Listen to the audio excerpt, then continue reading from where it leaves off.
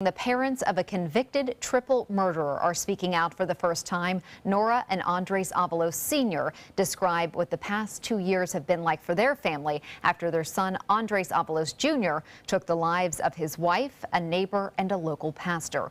The Avalos family spoke exclusively with ABC 7's Jess Dowdrick today, and she joins us in the studio with more on what comes next. Jess.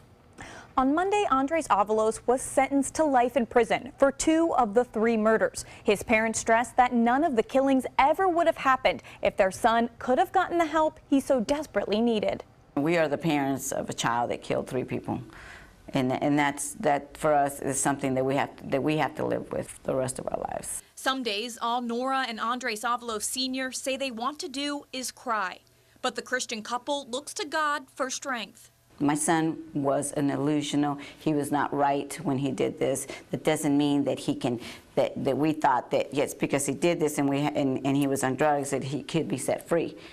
You know, that's not even what we wanted. Nothing like that. The Avaloses felt that neither the death penalty nor life in prison were better or worse than the other. Either way, they say their son was gone. They said that it was a crime against the community.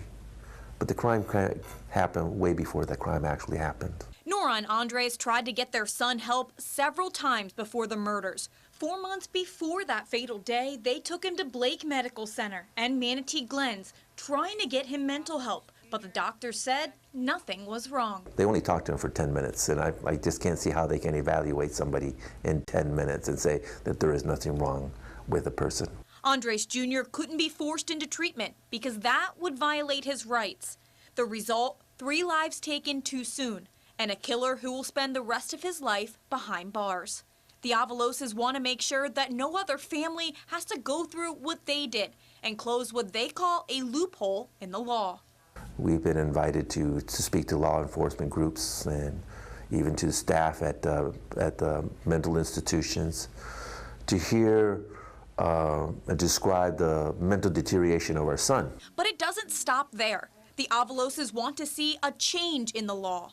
When something like this happens, and I, as a father, concerned parent, comes and brings you and says that my son is really dangerous, something's going to happen, and everybody tells me we can't violate his rights, there should be an exception. The Avaloses say they'll keep pushing for a change in hopes to save lives. We love our son. We will always love our son. The Avaloses say their daughter-in-law Amber was like a daughter to them, and they were very upset about the talks of infidelity in court, saying that couldn't be further from the truth. Amber and Andres Avalos Jr.'s 6 kids were adopted by Nora and Andres Sr., and the couple says they still talk to their dad in prison every day. Haley. Thank you, Jess.